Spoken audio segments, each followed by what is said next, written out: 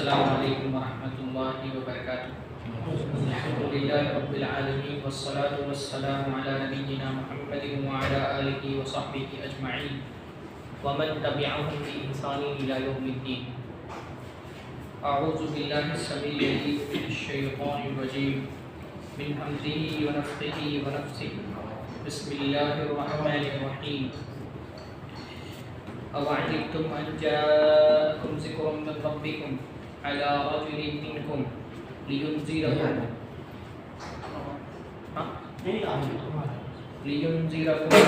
واذكروا إذ جعلكم خلفاء من بعد قوم نوح وزادكم في الخلق بسطة فاذكروا آلاء الله لعلكم تفلحون قالوا أجئتنا لنعبد الله وحده ونذر ما كان يعبد آباؤنا فأتنا بما تعدنا إن كنت من الصادقين قال قد وقع عليكم من ربكم رجس وغضب أتجادلونني في أسماء سميتموها أنتم وآباؤكم ما نزل الله بها من سلطان فانتظروا إني معكم من المنتظرين فأنجيناه والذين معه برحمة منا وقطعنا دابر الذين كذبوا بآياتنا وما كانوا مؤمنين۔ سب سے پہلے ہر طرح کی حسنہ تعریف و توصیف اللہ رب العزت کے لائق اور زیبا ہے، جس کے فضل و احسان سے آج کی اس بابرکت مجلس میں ہم جمع ہوئے ہیں۔ اللہ تعالیٰ ہم سب کے یہاں جمع ہونے کو قبول فرمائیں۔ اللہ تعالیٰ اس مجلس کو ہمارے لیے ایمان میں زیادتی کا، کردار میں اصلاح کا اور علم میں اضافے کا ذریعہ بنائیں۔ سورۃ الاعراف کی تفسیر کا سلسلہ جاری ہے۔ آیت نمبر 68 تک کے پچھلے درس میں تفسیر ہوئی تھی اور آج انشاءاللہ تعالی آیت نمبر 69 کی تفسیر ہم کریں گے۔ گفتگو چل رہی ہے قوم عاد کے بارے میں۔ وَإِلَىٰ عَادٍ أَخَاهُمْ هُودًا، ہم نے عاد کے پاس ان کے بھائی ہود کو نبی بنا کر کے بھیجا۔ عاد قوم عرب میں سے ہے، جیسا کہ میں نے بتایا تھا۔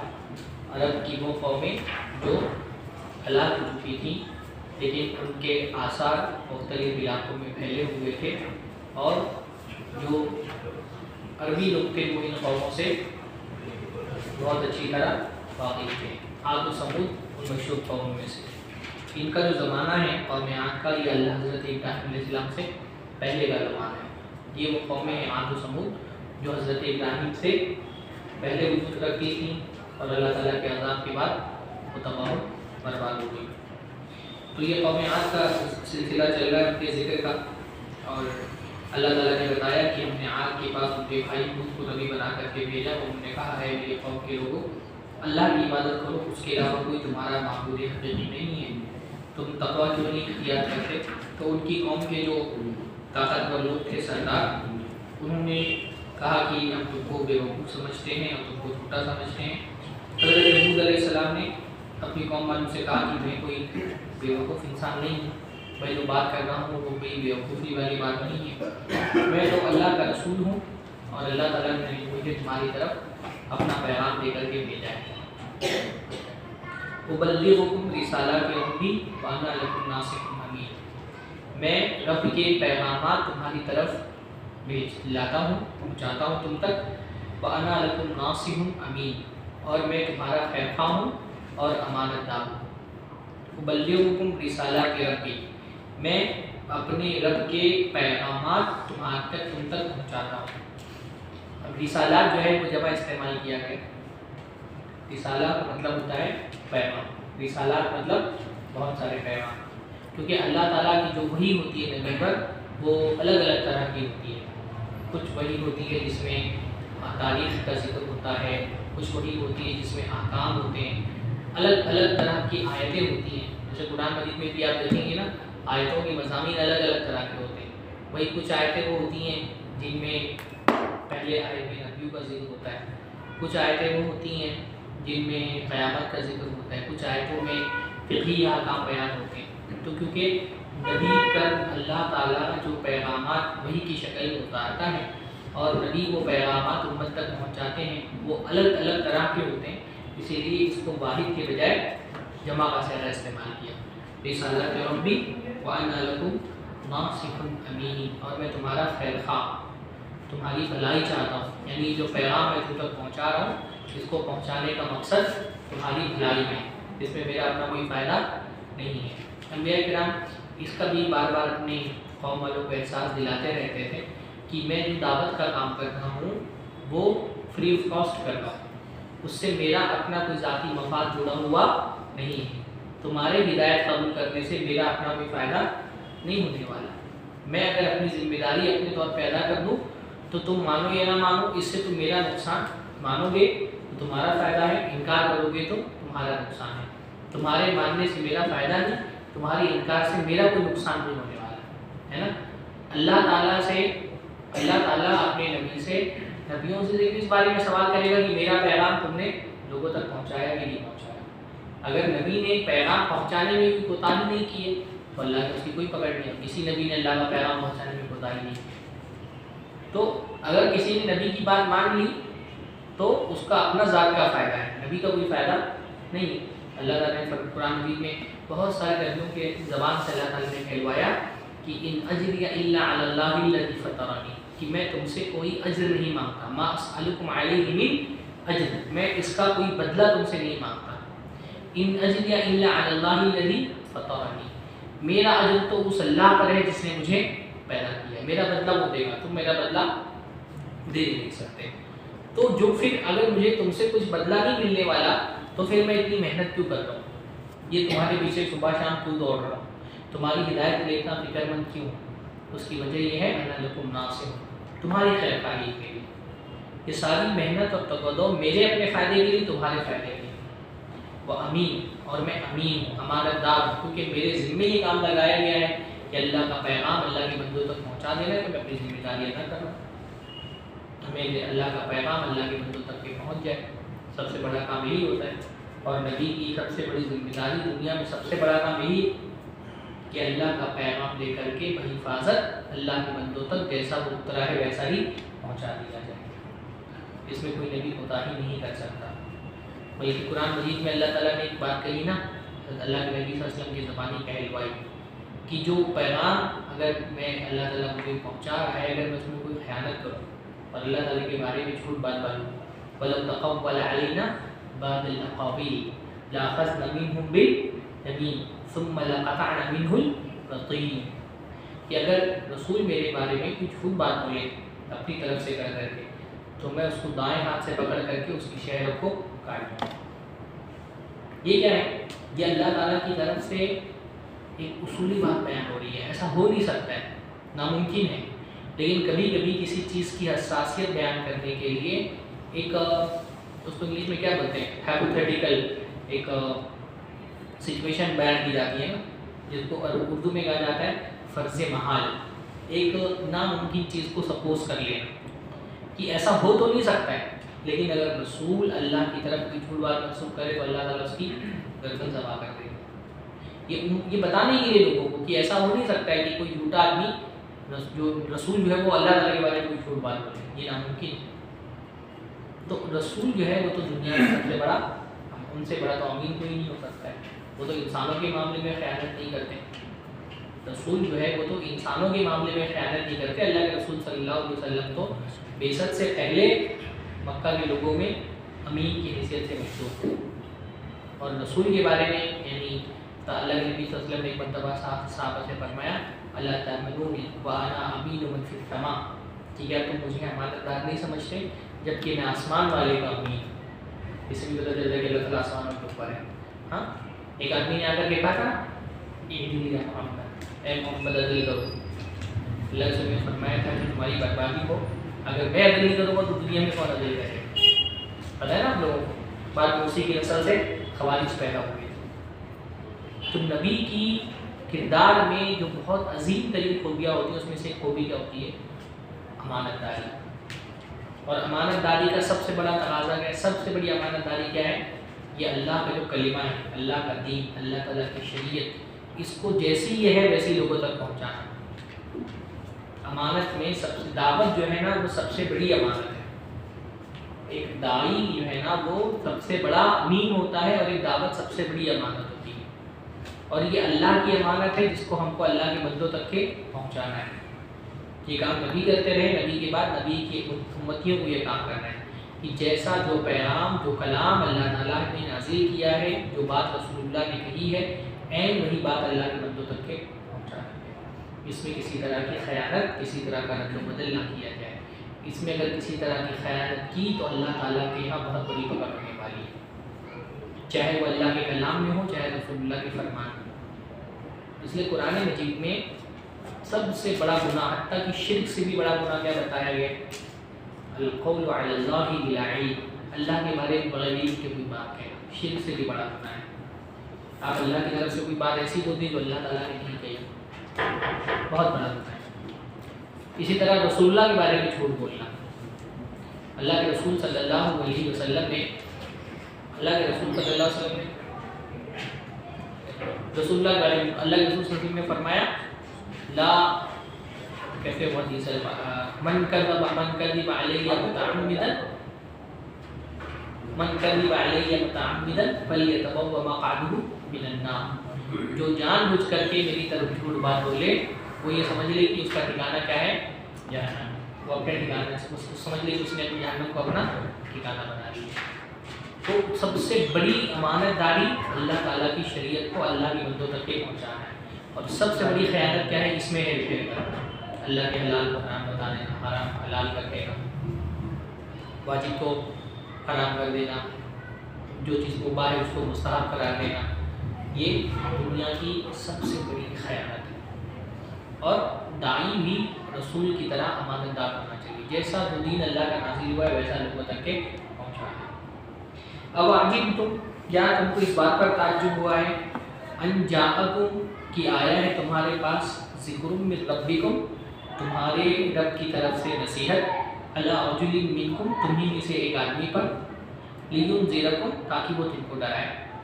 اللہ تعالیٰ کہہ رہے ہیں کہ یہاں پہ حضرت ہود علیہ السلام قوم عاد سے کہہ رہے ہیں کہ تم کو کس بات پر تعجب ہے، یعنی تم جو قبول نہیں کر رہے ہو اللہ تعالیٰ کی دعوت، تو تم کو اس میں کیا چیز تعجب خیز لگ رہی ہے؟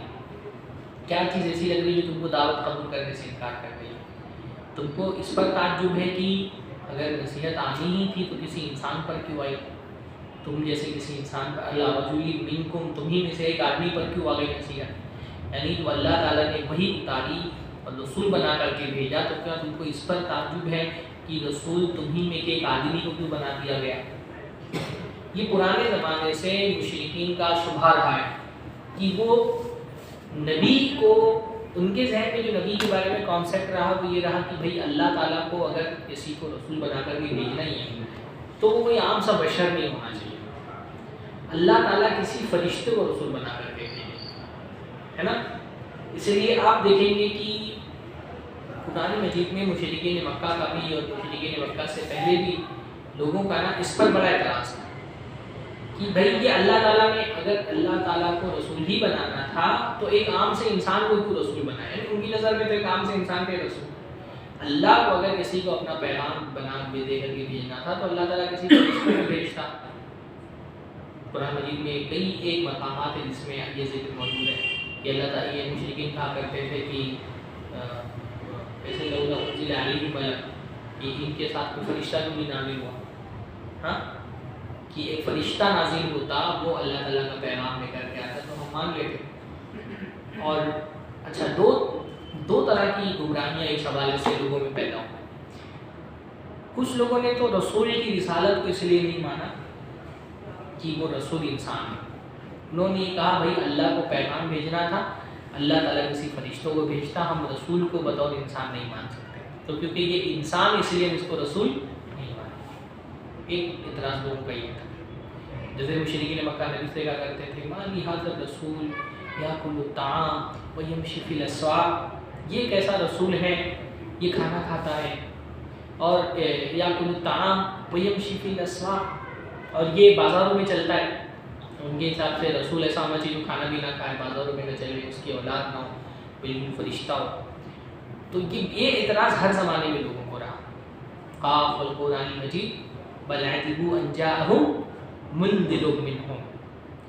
کاف قسم ہے قرآن مجید کی، بل عجبوا ان جاءهم منذر منهم، بلکہ ان کو اس بات پر تعجب ہے کہ ڈرانے والا انہی میں سے کیوں آیا. ایک انسان کو رسول بنا کر کے بھیجا گیا، اللہ نے کسی فرشتے کو کیوں نہیں بھیجا؟ ہم ایسے اپنے جیسے انسان کو کیسے اپنے سے برتر مان رہے؟ تو کچھ لوگ تو گمراہ کیوں ہوئے کہ انہوں نے یہ کہا کہ رسول کیونکہ انسان ہے اس لیے ہم اس کو رسول نہیں مانیں، بشر کو ہم رسول نہیں مان سکتے. کچھ لوگ اس طرح سے گمراہ ہو گئے کہ کہا کہ ہاں ٹھیک ہے ہم نے رسول تو مان لیا لیکن ہم بشر نہیں مانیں، کیونکہ یہ رسول ہے تو یہ بشر نہیں ہو سکتا. تو کچھ لوگوں نے رسالت کو، کچھ لوگوں نے بشریت کو مانا اور رسالت کا انکار کر دیا، اور کچھ لوگوں نے کیا کیا؟ رسالت کو مانا اور بشریت کا انکار کر دیا. یہ کون لوگ تھے؟ جنہوں نے رسول تو مانا لیکن بشر نہیں مانا. عیسیٰ علیہ السلام ہے نا، انہوں نے عیسیٰ علیہ السلام کی رسالت کا انکار نہیں کیا لیکن کیا کہا؟ کیونکہ یہ رسول ہے تو یہ بشر نہیں ہو سکتی، یہ بھائی پھر یہ تو خود خدا ہے، خدا کا ایک حصہ ہے، خدا کا بیٹا ہے. تو یہ پرابلم ہر زمانے میں رہا. قرآن مجید نے اس اصول کو ہی ختم کر دیا کہ بشر رسول نہیں ہو سکتا اور رسول بشر نہیں ہو سکتا. اللہ کے نبی صلی اللہ علیہ وسلم سے کہلوایا گیا قُلْ إِنَّمَا أَنَا بَشَرٌ مِثْلُكُمْ يُوحَىٰ إِلَيَّ، یہ کہہ دیجیے کہ میں تمہاری ہی طرح ایک بشر ہوں اور مجھ پر ہی وحی کی گئی ہے، یعنی بشر پر ہی وحی کی جائے. قرآن مجید نے یہ اصول ختم کر دیا کہ بشر رسول نہیں ہو سکتا. جو مشرکین کے ذہن میں غلط فہمی تھی کہ بشر رسول نہیں ہو سکتا، رسول بشر نہیں ہو سکتا، نبی صلی اللہ علیہ وسلم سے کہلوایا گیا کہہ دیجئے کہ میں بشر بھی ہوں اور مجھ پر وحی بھی کی گئی، میں اللہ کا رسول بھی ہوں. بلکہ مجھ سے پہلے بھی جو رسول آئے وہ بھی سب کے سب کیا تھے؟ بشر تھے. جیسے قرآن مجید میں اللہ تعالیٰ نے فرمایا فَاسْأَلُوا أَهْلَ الذِّكْرِ إِن كُنتُمْ لَا تَعْلَمُونَ. کیسے ہے وہ قرآن میں؟ فَاسْأَلُوا، جو قرآن مجید میں جائے گا فَاسْأَلُوا أَهْلَ الذِّكْرِ إِن كُنتُمْ لَا تَعْلَمُونَ.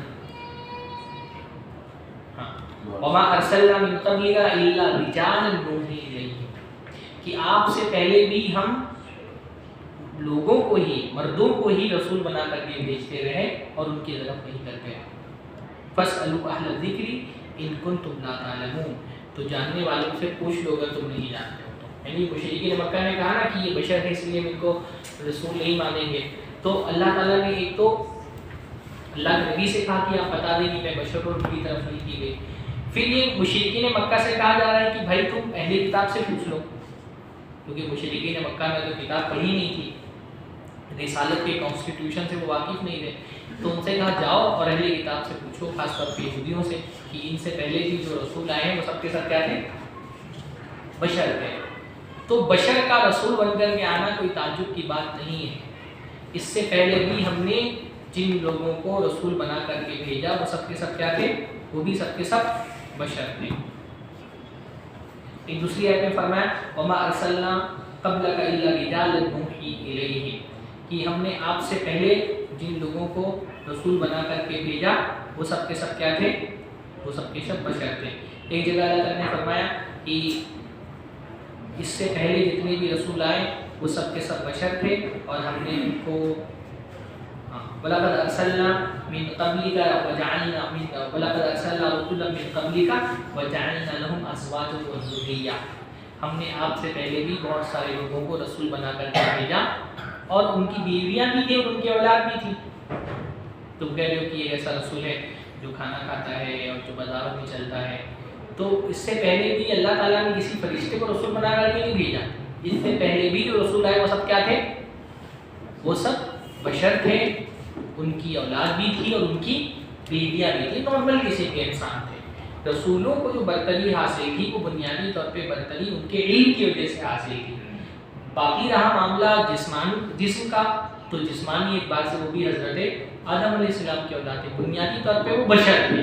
بشر ہونے کی حیثیت سے اللہ تعالیٰ نے کبھی ان کے حسن میں، کبھی ان کی قوت میں کمال درجے کی طاقت عطا فرمائی ہوتی تھی. حسن و جمال میں بہت اعلیٰ معیار کے ہوتے تھے، اخلاق بہت اعلیٰ ہوتے تھے.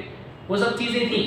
انسانی کمالات میں نبی جو ہے وہ کامل انسان ہوا کرتے تھے. جیسے کوئی نبی معذور نہیں تھے کہ معذور ہوں، یعنی اندھے یا بہرے ہوں، ایسا کسی نبی کا نام کا مسئلہ نہیں تھا.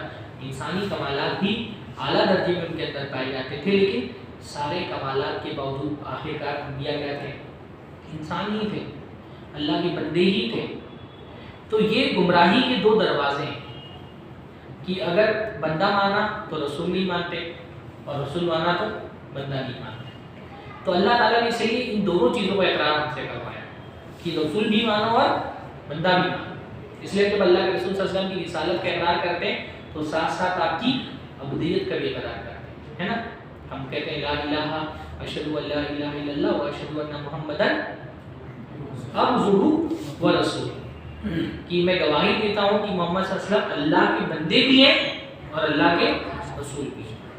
بلکہ اس امت میں بھی آپ دیکھیں نا تو یہ دونوں طرح کی گمراہیاں ہیں۔ کچھ لوگوں نے رسالت کو مانا اور عبودیت کا انکار کر دیا، ایسے بھی لوگ پیدا ہوئے دنیا کے اندر جنہوں نے رسالت کو مانا اور عبودیت کا انکار کیا۔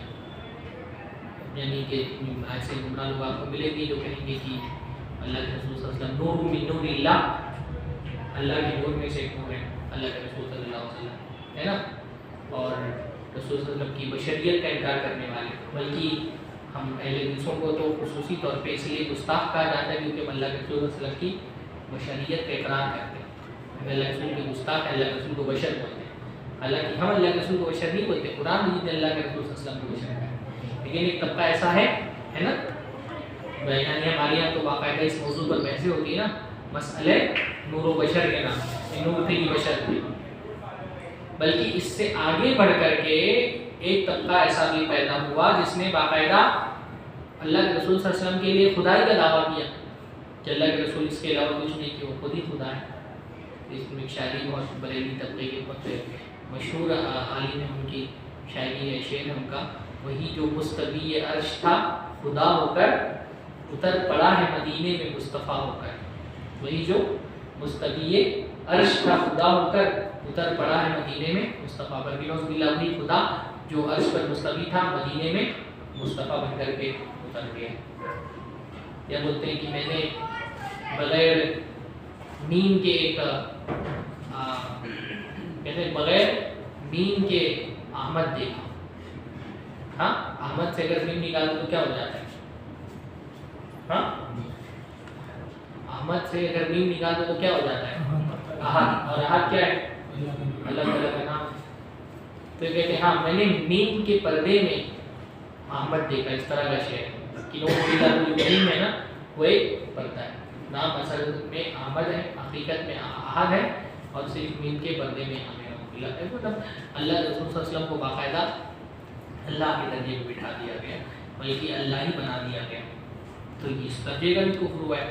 اس لیے قرآن مجید اس پر بہت فوکس کرتا ہے کہ لوگوں کو یہ بتایا جائے کہ محمد صلی اللہ علیہ وسلم اور آپ سے پہلے آنے والے تمام انبیاء اپنی تمام عظمتوں کے باوجود کیا تھے؟ رجل منکم، تم ہی میں ایک انسان تھے، رجل منکم، تم جیسے بشر بصر مثلکم، تمہاری طرح انسان تھے، رجل منکم، تم ہی میں سے، تم ہی میں سے ہونے میں خاص بات کیا ہے کہ بھائی رسول جو ہے وہ محض اللہ تعالیٰ کا پیغام پہنچانا اس کا کام نہیں ہوتا ہے، ایک پریکٹیکل نمونہ بننا اور ایک اسوہ بننا۔ رسول جو ہوتا ہے نا وہ اپنی امت کے لیے اسوہ ہوتا ہے، نمونہ ہوتا ہے، آئیڈیل ہوتا ہے، اور انسان کے لیے آئیڈیل انسان ہی ہو سکتا ہے کہ نہیں؟ انسان کے لیے اسوہ انسان ہی ہو سکتا ہے۔ اگر اللہ تعالیٰ کسی فرشتے کو بھیج دیتا ہمارے درمیان اور کہتے کہ یہ فرشتے تمہارے لیے اسوہ ہیں، تو ہم تو فرشتے ہوئے، فرشتہ ہمارے لیے اسوہ بن ہی نہیں سکتا ہے۔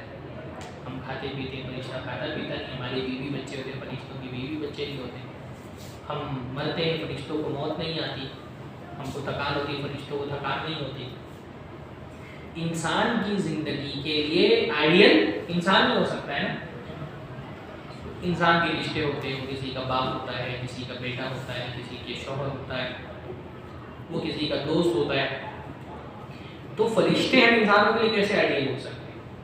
اگر اللہ تعالیٰ کسی فرشتے کو رسول بنا کر کے بھیج دیتا تو وہ تو ہمارے لیے آئیڈیل نہیں بن سکتا، دوسرا فرشتہ ہمارے لیے حجت بھی نہیں بن سکتا ہے۔ رسول اللہ تعالیٰ کی طرف سے حجت ہوتے ہیں، یعنی وہ ایک اللہ تعالیٰ کی طرف سے مطلوبہ زندگی گزار کر کے یہ ثابت کر کے جاتے ہیں کہ انسان کو ایسی زندگی گزارنی ہے اور ایک انسان ایسی زندگی گزار سکتا ہے۔ اب فرشتہ اگر 5 وقت نماز پڑھ لیتا تو ہم بولتے ہیں کہ یہ فرشتہ ہے، اس کے لیے کیا مشکل ہے 5 وقت نماز پڑھنی، اس کو نہ کھانا ہے، نہ پیسہ کمانا ہے، نہ بیوی ہے، نہ بچے، ہم انسان ہیں۔ یہ فرشتہ اس کے لیے آسان تھا، ہمارے لیے ممکن نہیں، وہ تو حجت قائم نہیں ہوتی نا۔ فرشتے نبی کا جو عمل ہوتا ہے نا وہ انسانوں کے لیے کیا ہوتا ہے، حجت ہوتا ہے۔ تو فرشتہ کے ذریعے سے حجت قائم نہیں، نہ فرشتہ ہمارے لیے آئیڈیل ہو سکتا ہے نہ اس کے۔ اب فرشتہ روزہ رکھے گا تو کیا بڑی بات ہے، اس کو ویسے بھوک پیاس نہیں لگتی ہے نا۔ تو فرشتے کا عمل ہمارے لیے حجت نہیں ہوتا۔ فرشتے کو اس طرح سے غصہ، فرشتے کو اس طرح کی چاہتے، اس کے جذبات، اس کی خواہشات نہیں ہوتی کہ اس کو مارنا پڑے، خواہش کے جذبات اللہ تعالیٰ کے لیے۔ تو اس لیے بھی اللہ تعالیٰ اچھا اللہ تعالیٰ رسول کو جب نبی بنا کر، جب کسی انسان کو رسول بنا کر کے بھیجتا ہے تو اس کو وہ انسان کیا ہوتا ہے، وہ ہم انسانوں کے لیے رسول جو ہے وہ ایک امتحان ہوتا ہے کہ آپ کے پاس اختیار ہے، آپ مانیں یا نہ مانیں۔ رسول آپ کو دین کی طرف بلائے گا، آپ مان لیں تو اچھی بات ہے، نہیں مانیں گے تو قیامت کے دن آپ کی خبر ہوگی۔ تو آپ کا امتحان ہوتا ہے، امتحان کے لیے آزادی ہونی چاہیے کہ آپ چاہیں تو مانیں یا چاہیں تو نہ مانیں۔ اگر کسی فرشتے کو اللہ تعالیٰ رسول بنا کر کے بھیج دیتا تو پھر امتحان کیا رہے گا؟ فرشتے کے سامنے کس کی جرت ہوتی کہ انکار کر دے؟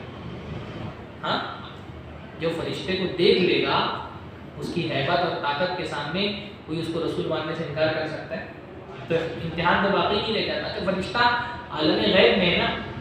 عالم غیب سے اگر 2 صورتیں ہو سکتی تھی، اگر اصلی صورت میں فرشتہ زمین پر آ جاتا تو امتحان ہی ختم ہو جائے گا۔ پھر تو جب عالم غیب، عالم ظہور موجود میں آ جائے گا، جو چیز غیب کے پردے میں اگر وہ ظاہر ہو جائے تو امتحان باقی رہے گا؟ نہیں سمجھ میں آ رہا۔ ہمارا امتحان اصل میں کیا ہے؟ وہ چیزیں جو غیب کے پردے میں چھپی ہیں ان کو بغیر دیکھے مان لینا، یہی تو امتحان ہے۔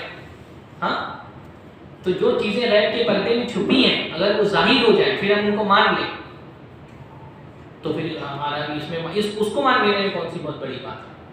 اصل تو یہی ہے نا کہ فرشتوں کو نہیں دیکھا اور بغیر دیکھے مان لو۔ ایک بار فرشتے کو دیکھ لیا پھر آپ مان لیں تو مان کر کوئی فائدہ ہونے والا ہے؟ بھائی وہ تو سب مانیں گے۔ پھر قیامت کے دن اللہ نے فرمایا نا کہ یہ لوگ کہتے ہیں کہ اللہ فرشتے کو بھی نازل کرتا ہے، اللہ تعالیٰ فرشتے نازل کر دے گا، لیکن جب فرشتے نازل ہو تو کیا ہوگا؟ تقضی الامر، تب تو معاملہ طے ہو جائے گا، پھر بھی باقی نہیں رہ جائے گی۔ دیکھنے کے بعد تو سب مان لیں گے۔ تو اگر فرشتہ اپنی اصلی شکل میں آ جاتا اور ہم اس کو دیکھ کر کے مان لیں تو پھر تو امتحان ہی ختم ہے، امتحان ہی نہیں رہ گیا۔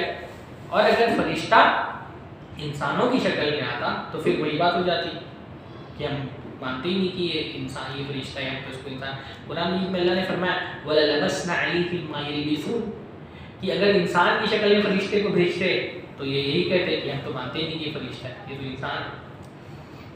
تو یہ بہت ساری وجوہات ہیں جن کے مطلب مشرکین کے ذہن میں یہ بات جو تھی اور یہ شبہ تھا کہ یہ رسول کو جو ہے وہ انسان نہیں ہونا چاہیے، فرشتہ ہونا چاہیے۔ قرآن مجید نے یہ قرآن کا بہت اہم موضوع ہے اور قرآن مجید نے مختلف مقامات پر مشرکین کے شبہے کا جواب دیا ہے کہ اللہ تعالیٰ نے کسی فرشتے کو رسول بنا کر کے دنیا میں کیوں نہیں بھیجا، کیوں کسی انسان کو ہی اللہ رب العالمین نے رسول بنا کر کے بھیجا ہے۔ دیکھیے یہ سورہ انعام کی آیت ہے وَقَالُوا لَوْلَا أُنزِلَ عَلَيْهِ مَلَكٌ، یہ کہتے ہیں کہ ان پر کوئی فرشتہ کیوں نہیں نازل ہوا۔ وَلَوْ أَنزَلْنَا مَلَكًا لَقُضِيَ الْأَمْرُ ثُمَّ لَا يُنظَرُونَ، اگر ہم کسی فرشتے کو دنیا میں بھیج دیتے تب تو معاملہ ختم ہو جاتا۔ جیسے قیامت کے دن سب فرشتوں کو دیکھیں گے اور مان بھی لیں گے، لیکن تک ماننے کا کوئی فائدہ نہیں ہوگا۔ وَلَوْ جَعَلْنَاهُ مَلَكًا لَجَعَلْنَاهُ رَجُلًا وَلَلَبَسْنَا عَلَيْهِم مَّا يَلْبِسُونَ، اور اگر ہم کسی فرشتے کو بھیج بھی دیتے رسول بنا کر کے تو ہم کیا کرتے کہ لَجَعَلْنَاهُ رَجُلًا، اس کو کسی انسان ہی کی شکل میں بھیجتے، وَلَلَبَسْنَا عَلَيْهِم مَّا يَلْبِسُونَ، اور جو کچھ یہ پہنتے وہ بھی فرشتہ وہی پہن کر کے تو باقی رہ جاتا۔ تو اللہ تعالیٰ فرما رہے کہ بھائی ہم نے جو ان کو تعجب کس بات پر ہے، اب عَجِبْتُمْ جَاءَكُمْ ذِکْرٌ مِّن رَبِّكُمْ، کیا تم کو اس بات پر تعجب ہے کہ تمہارے پاس تمہاری رب کی طرف سے نصیحت آئی، عَلَىٰ رَجُلٍ مِّنكُمْ، تمہیں میں کے ایک آدمی پر۔ اچھا اس پر تعجب ہے کہ اللہ تعالیٰ کی طرف سے نصیحت کیوں آئی؟ یعنی ایک معنی یہ بھی ہے کہ تم کو اس پر بھی تعجب ہے کہ نصیحت اللہ کی طرف سے کیوں آئی، مطلب تم کو آزادانہ زندگی گزارنے کی اجازت کیوں نہیں دی گئی، کیوں اللہ تعالیٰ نے بھی وہی نازل کر دی، کسی کو رسول بنا کر کے کیوں بھیجا، آسمان سے کتابیں کیوں نہیں نازل، کیوں نازل کر دی اللہ تعالیٰ نے آسمان سے کتابیں۔ حالانکہ اللہ دیکھیے یہاں پہ کیا فرمایا، اواجبتم ان جاءکم ذکر من ربکم، تمہارے رب کی طرف سے نصیحت آئی، کیا تم کو اس پر تعجب ہے؟ یہاں من اللہ بھی تو ہو سکتا تھا نا کہ اللہ کی طرف سے نصیحت کیوں آئی، پر اللہ کے بجائے یہاں پر اللہ تعالیٰ کی صفت ربوبیت والا جو نام ہے نا اس کا ذکر کیا گیا۔ اب عجیبتم، کیا تم کو اس بات پر تعجب ہے، ان جاءکم کی آیا تمہارے پاس ذکر من ربکم، تمہاری رب کی طرف سے نصیحت۔ ذکر کا مطلب کیا ہوتا ہے؟ نصیحت۔ نصیحت سے مراد کیا ہے یہاں پر؟ وحی، کہ تمہارے رب کی طرف سے تمہارے پاس نصیحت کیوں آئی۔ یہ اصل میں یہاں پہ جو رب کا لفظ استعمال کیا گیا نا بجائے اللہ کہنے کے، رب جو کہا گیا کہ رب کا مطلب کیا ہوتا ہے؟ ہاں، رب کا مطلب کیا ہوتا ہے؟ رب کا کیا معنی ہوتا ہے؟ پالنے والا، ہے نا؟ تو اللہ تعالیٰ ہمارا پالنہار ہے، اللہ تعالیٰ ہمارا ہماری جو بھی ضروریات ہیں ان کی تکمیل کرنے والا کون ہے؟ ہمارا رب ہے۔ رب کا مطلب ہوتا ہے ہر ضرورت کی تکمیل کرنے والا۔ اب ہماری ضرورتیں جو ہیں وہ دو طرح کی ہیں، ایک ضرورت جسمانی ہے اور ایک ضرورت روحانی ہے۔ اللہ تعالیٰ نے دنیا میں ہم کو بھیجنے کے بعد ہماری جسمانی ضرورت کی بھی تکمیل کی، ہمارے لیے کھانا، پانی، سانس لینے کے لیے ہوائیں، الگ الگ طرح کے جانور، مختلف طرح کی نباتات، پھل پھول، سبزیاں، یہ جو ہماری جسمانی ضرورت تھی اس کی تکمیل کا انتظام اللہ تعالیٰ نے دنیا میں کیا ہے نا۔ کیوں کیا؟ کیونکہ اللہ تعالیٰ ہمارا کیا ہے؟ اللہ تعالیٰ ہمارا رب ہے، تو رب ہونے کی وجہ سے اس نے ہماری ساری جسمانی ضرورتوں کی تکمیل فرمائی۔ تو جو رب ہے اگر اس نے ہماری جسمانی ضرورتوں کی تکمیل فرمائی ہے تو اس کے رب ہونے کا تقاضا یہ بھی تو ہے کہ جیسے ہماری جسمانی ضرورتوں کو خیال اس نے رکھا ہے ویسے ہی ہماری جو روحانی ضرورتیں اس کا بھی وہ خیال رکھے اور اس کے لیے بھی ہم کو کچھ دے، عطا فرمائے۔ یعنی دنیا میں رہتے ہوئے ہمارے لیے عبادت کرنا یہ کیا ہے؟ ہماری روحانی ضرورت ہے نا۔ ہمارے فطرت میں ایک بات ہے نیچر میں کہ ہم جھکنا چاہتے ہیں، ہم عبادت کرنا چاہتے ہیں، ہم کسی کے سامنے سر ٹیکنا چاہتے ہیں۔ اس لیے دنیا میں انسان کو اگر سچے معبود کا پتہ نہیں ملتا ہے نا وہ جھوٹے معبودوں کے سامنے سر جھکاتا ہے، وہ جانور کے سامنے بھی سر جھکا دیتا ہے۔ کیوں؟ اس کو جھکنا ہے، اس کو کوئی در چاہیے جہاں وہ سر جھکائے، تو اس کو یہ ہدایت چاہیے، اس کی یہ ہدایت جو ہوتی ہے نا یہ کیا ہوتی ہے؟ ہماری روح کی غذا ہے۔ جیسے کھانا پانی ہمارے جسم کی غذا ہے ویسے ہی ہدایت کیا ہے؟ ہمارے روح کی غذا ہے، کہ ہماری رہنمائی کرے دنیا میں ہم کو کیسے زندگی گزارنا ہے، لوگوں کے حقوق کیا ہیں، لوگوں کی ذمہ داریاں کیا ہیں۔ تو ہدایت اور نصیحت یہ کیا ہے؟ ہماری روحانی ضرورت ہے۔ جس طرح سے اللہ نے رب ہونے کے ناطے ہماری جسمانی ضرورتیں پوری کی ہیں اسی طرح سے اللہ تعالیٰ نے رب ہونے کے ناطے ہماری روحانی ضرورتیں بھی پوری کی، اور اس ضرورت کی تکمیل کے لیے اللہ تعالیٰ نے کیا کیا؟ رسولوں کو دنیا میں بھیجا۔ رسول جو آتے ہیں وہ اللہ کا وہ پیغام لے کر کے آتے ہیں جس سے ہماری اسپریچول نیڈس پوری ہوتی ہیں۔ فزیکل نیڈس اللہ تعالیٰ نے دنیا میں پوری کرنے کے لیے کھانا پانی غذا اور دوسری چیزیں رکھی ہیں، اور جو ہماری اسپریچول نیڈز ہیں وہ پوری کرنے کے لیے اللہ تعالیٰ آسمان سے کتابیں نازل کی اور زمین پر رسولوں کو بھیجا۔ اللہ تعالیٰ کی جو ربوبیت کا فیضان ہے، جو جسمانی ضرورتیں اللہ نے پوری کی ہیں، یہ جسمانی ضرورتوں کا پورا کرنا اس بات کی دلیل ہے کہ جو رب ہمارے جسمانی تقاضوں کو اتنی باریکی کے ساتھ اس نے پورا کیا ہے وہ ہم کو روحانی طور پہ پیاسا نہیں رکھ سکتا، تو اس کی ربوبیت کا تقاضا تھا کہ وہ کسی رسول کو بھیجے۔ تو تم کو اس پر کیوں تعجب ہے کہ آسمان سے وحی کیوں آئی؟ اللہ نے اپنی شریعت کیوں نازل کر دی؟ اللہ نے اپنا پیغام کیوں بھیج دیا؟ زندگی گزارنے کا ضابطہ ہم کو کیوں بتایا؟ یہ نہیں آتا تب تعجب کرنا چاہیے۔ ایک بہت اہم ترین بات ہے، خاص طور پہ ایک ایسے دور میں نا جس دور میں ہم جی رہے ہیں جہاں انسان یہ سمجھتا ہے کہ وہ آسمان کی ہدایتوں کا دنیا میں زندگی گزارنے کے لیے محتاج نہیں. ہم جس دور میں جی رہے ہیں اس دور میں گمراہی کا ایک بہت بڑا دروازہ جو کھلا ہے نا، یہ جو پہلے نہیں کھلا، کہ جہاں انسان نے یہ سمجھ لیا ہے کہ اپنی زندگی گزارنے کے لیے کسی آسمانی ہدایت کے اور روشنی کے محتاج نہیں ہے. زندگی گزارنے کا ضابطہ ہم خود طے کریں گے، اپنے لیے لاز ہم خود بنائیں گے، اپنی شریعتیں ہم خود بنائیں گے. ہم کو کیسے زندگی گزارنا ہے ہم اپنی عقل سے طے کریں گے.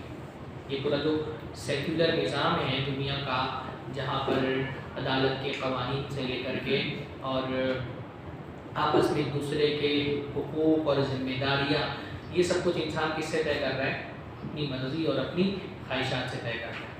وہ اللہ تعالیٰ کی طرف سے اتاری ہوئی شریعت سے خود کو وہ دستبردار کر چکا ہے. تو مطلب اس کو سمجھیں کہ اس دور کی یہ بہت بڑی گمراہی ہے کہ انسان کو یہ لگتا ہے کہ مجھ کو دنیا میں زندگی گزارنے کے لیے کسی آسمانی شریعت کی ضرورت نہیں ہے نا. یہاں جو قوانین بنیں گے اس کی بنیاد کس پر ہوگی؟ میری عقل پر ہوگی. یہ پورا جو لبرل اور سیکولر جو ملک دنیا کے قوانین ہیں، ملکوں کے قوانین ہیں، یہ شریعت سے آزادی کے نتیجے بھی تو وجود میں ہے. الگ الگ جو قوانین بنائے جاتے ہیں ملکوں کے، جو لبرلزم ہے، جو سیکولرزم ہے، اور ان کی جو بنیادیں ہیں وہ سب کے سب اسی بات پہ تو طے ہوئی کہ ہم کو انسان کے حقوق اور ذمہ داریاں اور لاز بنانے کے لیے کسی آسمانی ہدایت کی ضرورت نہیں ہے. خود کو آسمان کی ہدایت سے بے نیاز کر دینا، یہ اس وقت کی دنیا کی سب سے بڑی گمراہی ہے. اور اس وقت جو قوانین الگ الگ ملکوں میں بنائے جا رہے ہیں اس میں یہ نہیں دیکھتا انسان کہ اللہ تعالیٰ نے آسمان سے کوئی شریعت بھی نازل کی ہے جس میں ہمارے لیے کوئی رہنمائی بھی ہے، یہ نہیں دیکھ رہا ہے نا. اس نے اپنی عقل کو ہی اپنا خدا بنا لیا ہے. جو قوانین بنائے جا رہے ہیں وہ عقل کو اپنا خدا مان کر کے بنائے جا رہے ہیں. اس لیے جو کلیش ہے تہذیبوں میں اور جس طرح کی قوانین آج کے دور میں آپ دیکھ رہے ہیں ملکوں میں بنائے جا رہے ہیں، پوری انسانی تاریخ میں کبھی بھی شریعتوں کو چھوڑ کر کے انسان اتنا اندھا نہیں ہوا جتنا آج کے دور میں اندھا ہو گیا. شریعتوں کو چھوڑنے کا نقصان یہ ہوا ہے نا کہ جو اندھا پن آج انسانوں کے درمیان میں ہے وہ دنیا میں کبھی اس قسم کا اندھا پن نہیں ہے. میں اس کو اندھا پن کیوں کہہ رہا ہوں؟ قرآن مجید نے اس کو اندھا پن کہا ہے. بھائی دیکھیے یہ جو کمرہ ہے اس میں الحمدللہ روشنی ہے نا، میں آپ کو دیکھ لے رہا ہوں، آپ مجھے دیکھ لے رہے ہیں. اگر اس کی ساری لائٹ بند کر دی جائے ہاں تو آپ مجھے دیکھ سکتے ہیں، میں آپ کو دیکھ سکتا ہوں؟ بولیے، جواب دیجیے. کیوں نہیں دیکھ سکتے؟ آپ کی آنکھوں میں کیا روشنی ختم ہو جائے گی؟ آپ کی آنکھوں میں تو روشنی باقی رہے گی نا. آپ کی آنکھوں کی بینائی وہ تو باقی ہے، پھر بھی ہم ایک دوسرے کو کیوں نہیں دیکھ سکتے؟ ہاں کیونکہ ہماری آنکھوں کی روشنی، جو ہماری آنکھوں کی بینائی ہے، یہ حقیقت کو دیکھنے کے لیے کافی نہیں ہے. آنکھوں کی اس روشنی کے ساتھ ساتھ کیا چاہیے ہم کو؟ ایک ایکسٹرنل روشنی بھی چاہیے. باہر اگر روشنی نہ ہو تو آنکھوں کی روشنی کافی نہیں ہے. یہی معاملہ انسان کیا یورپ کے مختلف علاقوں میں. ہاں تو یہاں پہ جب سے ٹرمپ آئے تب سے اس نے کچھ وہاں کے امریکہ میں قوانین پہ اس طرح کی پابندی کی ہے کہ تھوڑی جدت ہو سکتے ہیں. ورنہ اب تو یہ ہو رہا ہے کہ لوگ اپنے آپ کو جانوروں پر ڈیفائن کر رہے ہیں. عورت بول رہی کہ مجھے اندر سے لگتا ہے کہ میں بلی ہوں، تو وہ انسان نہیں جائے گی، وہ بلی ہو جائے گی. ابھی جلدی میں نے اخبار میں پڑھا کہ ایک خاتون یہ کہہ رہی ہے کہ مجھے اندر سے لگتا ہے کہ میں موسم ہوں، میں سردی ہوں. تو دیکھیں جب شریعت کو انسان چھوڑ دیتا ہے نا، مطلب یہ ہم جن ہومو سیکشولیٹی نہیں ہے معاشروں کے اندر، یہ گناہ تو قوم لوط کے زمانے سے ہوتا ہے، پر مردوں کی مردوں اور عورتوں سے عورتوں کی شادی کا کوئی تصور نہیں ہے. یہ گناہ تھا جس کو چھپ کر کے کرتے تھے یا گناہ سمجھ کر کے کرتے تھے، لیکن یہ نہیں ہوتا تھا کہ مرد مردوں سے شادی کر رہے ہیں، عورتیں عورتوں سے شادی کر رہی ہیں. پر آج مطلب جب انسان شریعت کو پس پش ڈال کر کے اپنی عقل سے چیزوں کو سوچنے کی کوشش کرتا ہے تو عقل اندھی ہے. عقل جو ہے وہ کوئی دین کی بیسک سے بیسک زندگی کے معاملات نہیں طے کر سکتی. یعنی آپ اس لیے فلسفیوں کو دیکھیں گے جو فلسفی قرآن و دین کو چھوڑ کر کے اپنی عقل سے چیزوں کو طے کرنا شروع کرتے ہیں، ان کے نزدیک بہت ساری بیسک چیزیں بھی جو ہے نا وہ مشکوک ہو جاتی ہیں۔ یا فلسفیوں کا بحث پڑھیں گے کہ why the murder is amoral, murder amoral کیوں ہے، ان کا دماغ وہ نہیں سمجھ میں آتا کہ مرڈر بری چیز کیوں ہے۔ ابھی جلدی جب دلی میں یہاں پر ایک ریپ کا کیس ہوا تو کسی بالی ووڈ کے ایکٹر نے اس کو لکھ دیا کہ ایک سرپرائز سیکس ہے، ریپ کے کیس کو لکھ دیا سرپرائز سیکس، بعد میں اس کو اپنا ٹویٹ ڈیلیٹ کر کے معافی مانگنی پڑی۔ تو ریپ جیسی چیز بھی بری کیوں ہے؟ یعنی یہ سوال کھڑا ہوتا ہے کہ بھئی ریپ کسی عورت کا ریپ کرنا اور اس کو تماچا مارنا، ان دونوں میں فرق کیا ہے؟ ریپ بڑا کیوں ہے، تماچا مارنا چھوٹا کیوں ہے؟ بغیر دین کی روشنی کے صرف عقل سے آپ یہ طے کر سکتے ہیں کہ ریپ بڑی چیز کیوں ہے اور تماچا مارنا چھوٹی چیز کیوں ہے؟ نہیں طے کر سکتے۔ اب ان حقیقتوں تک کو پہنچنے کے لیے اللہ تعالیٰ کی رہنمائی کی محتاج ہے۔ تو تم کو اس پر کیوں تعجب ہو رہا ہے کہ اللہ نے کوئی شریعت کیوں نازل کی؟ تعجب تو تم کو اس بات پر ہونا چاہیے تھا کہ اللہ تعالیٰ نے شریعت کیوں نہیں نازل کی، حقوق کیوں نہیں طے کیا، ہم کو دنیا میں بھیج کر کے ایسے عذاب کیوں چھوڑ دیا، ہم کو بتایا کہ نہیں زندگی کیسے گزارنی ہے، ہم پر اللہ کے کیا حقوق ہیں، بندوں کے بندوں پر کیا حقوق ہیں۔ شریعت کیا کرتی ہے؟ یہی طے کرتی ہے نا، شریعت ہم کو بتاتی ہے ہم پر اللہ کا کیا حق ہے، پھر ہم بندوں کا بندوں پر کیا حق ہے، ماں کا باپ پر، ماں کا کیا حق ہے، باپ کا کیا حق ہے، پڑوسی کو کیا حق ہے، اولاد کا کیا حق ہے۔ اگر اللہ کی شریعت نہیں نازل کی ہوتی تو تعجب کی بات ہوتی ہے۔ یہ جو میں بات کہہ رہا ہوں نا، جب آپ کسی مشرک سے، کافر سے کوئی دعوتی گفتگو کریں، یہ سوال اس سے کریں، اس سے پوچھیں۔ جب آپ کسی کافر سے گفتگو شروع کریں گے نا تو ایک سوال، بھائی یہ سارا سب کچھ کس نے بنایا؟ ایشور نے بنایا، مالک نے بنایا۔ تو جس مالک نے ساری کائنات بنائی ہے اس مالک نے کیا ہم کو دنیا میں زندگی گزارنے کا کوئی طریقہ دیا ہے کہ نہیں دیا ہے؟ کہاں ہے وہ طریقہ؟ کوئی زندگی گزارنے کا نظام ہم کو بتایا کہ نہیں بتایا؟ کوئی شریعت ہم کو دی کہ نہیں دی ہے؟ کہاں ہے وہ شریعت جس نے کھانا، پانی اور زندگی کی ہر ضرورت پوری کی ہے؟ اس نے اتنے بڑے معاملے میں ہم کو اندھیرے میں تو نہیں رکھا ہوگا، اس نے کوئی شریعت نازل کی ہوگی نا۔ تو وہ شریعت دنیا میں کہاں ہے؟ وہ کتاب دنیا میں کہاں ہے؟ کس کو اللہ تعالیٰ نے، مطلب مالک نے کس کو بھیجا دنیا میں یہ بتانے کے لیے کہ وہ زندگی کیسے گزارتی ہے؟ یہ اس کی ربوبیت کا تقاضا ہے۔ ذکر اس لیے من ربکم کا، من اللہ نہیں کا، کہ اللہ کی طرف سے نصیحت آئی، رب کی طرف سے نصیحت آئی، کیونکہ اس کے رب ہونے کا تقاضا تھا کہ وہ ایک نصیحت اتارتا، ایک دعوت بھیجتا، ہدایت نازل کرتا۔ تو یہ ہدایت، یہ ذکر، یہ ہماری زندگی کی ضرورت ہے۔ لیونذرکم، تاکہ وہ تم کو ڈرائے۔ لیونذرکم میں جو ینذرا میں ہوا کہ نبی ہے، یہ رسول کی طرف بھی لوٹ سکتی ہے اور ربکم کی طرف بھی لوٹ سکتی ہے، تاکہ اللہ تم کو ڈرائے یا پھر یہ کہ وہ رسول تم کو ڈرائے۔ وَاذْكُرُوا إِذْ جَعَلَكُمْ خُلَفَاءَ مِن بَعْدِ قَوْمِ نُوحٍ، اور یاد کرو جب اس اللہ نے تم کو قوم نوح کے بعد زمین پر خلیفہ بنایا۔ خلفہ کا مطلب کیا ہوتا ہے؟ خلف کا مطلب ہوتا ہے پیچھے، خلفہ مطلب پیچھے آنے والے، یعنی قوم نوح جب چلی گئی تو قوم نوح کی جگہ پر اللہ تعالیٰ نے تم کو اضافہ نہیں ہونا چاہیے بلکہ تاریخ کو بھی کس نیت سے پڑھنا چاہیے؟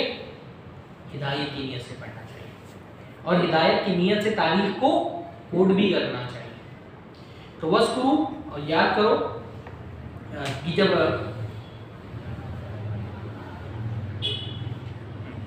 وَاذْكُرُوا إِذْ جَعَلَكُمْ خُلَفَاءَ مِن بَعْدِ قَوْمِ نُوحٍ، اور یاد کرو جب اللہ تعالیٰ نے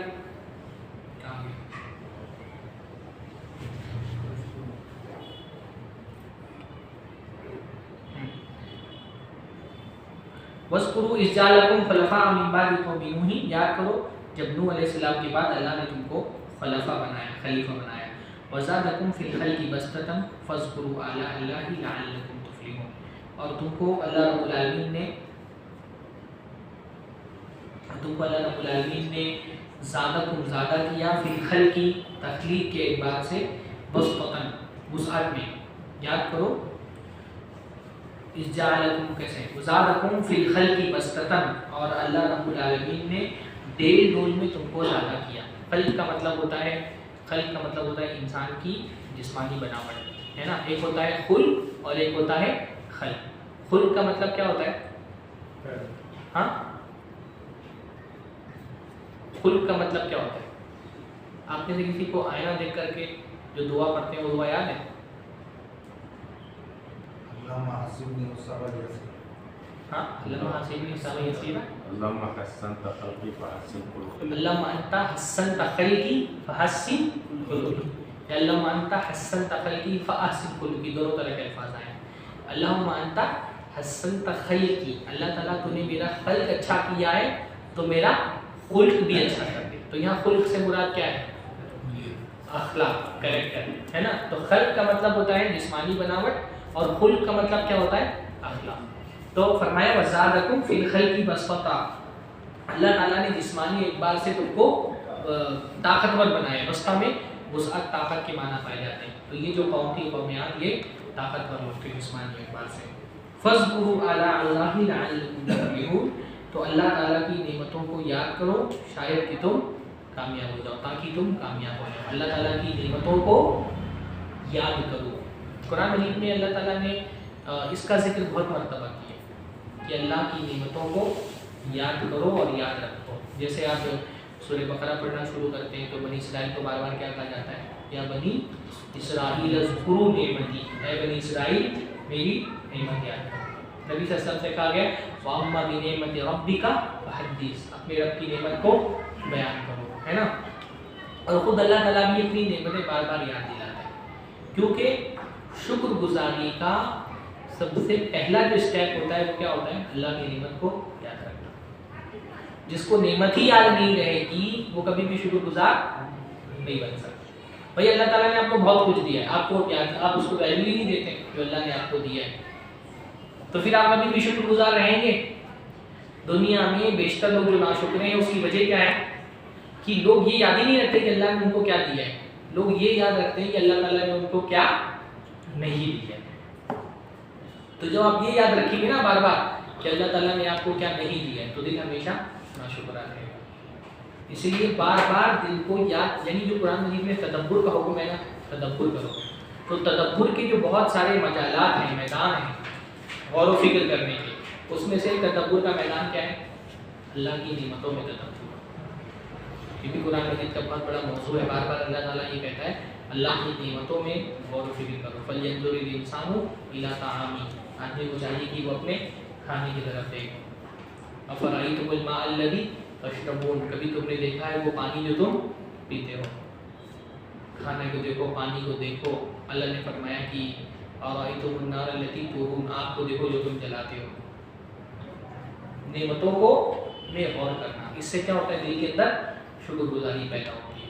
تو فرمایا فاذکروا آلاء اللہ لعلکم تفلحون، اللہ کی نعمتوں کو یاد کرو تاکہ تم کامیاب ہو جاؤ.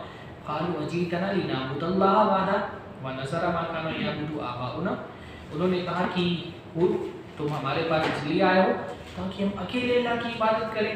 ونذر ما كان يعبد آباؤنا، اور ہم جو ہمارے باپ دادا جن کی عبادت کرتے رہے ہیں ان کو چھوڑ دیں. ہاں یعنی مشرک کو جو ہے نا توحید کی دعوت سے بڑا پرابلم ہوتا ہے.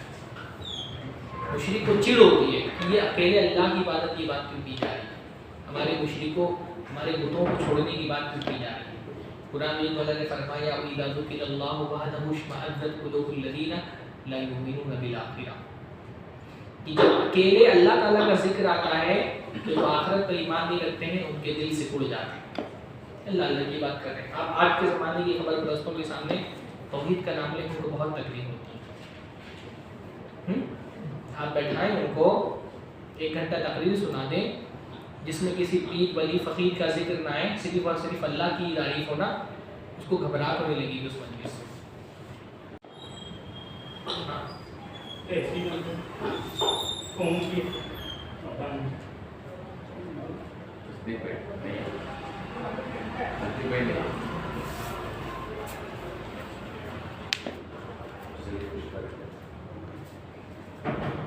تو انہوں نے کہا اجئتنا لنعبد اللہ وحدہ، تم ہمارے پاس اس لیے آئے ہو کہ ہم اپنے اکیلے اپنے معبود کی عبادت، ایک معبود کی عبادت کریں، اللہ کی اکیلے عبادت کریں.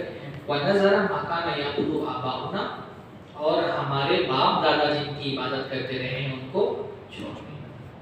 یعنی بتوں کی عبادت کرنے کے لیے مشرکین کے پاس سوائے اس کے اور کوئی دلیل نہیں رہی کہ یہ بت ان کی عبادت ہمارے باپ دادا بھی کرتے تھے. اور سب سے بڑا پرابلم ان بتوں کو چھوڑ دینے سے ان کو یہی تھا کہ کیسے چھوڑ دیں، ہمارے باپ دادا بھی ان کی عبادت کرتے ہیں. اس لیے نبیوں نے جب بھی کہا نا تو ان بتوں کی عبادت کیوں کرتے ہیں، انہوں نے دلیل طور پہ کیا دی؟ کوئی دلیل آسمان سے نہیں دی کہ آسمان سے ان کے معبود ہونے کی دلیل اتری. انہوں نے دلیل کیا دی؟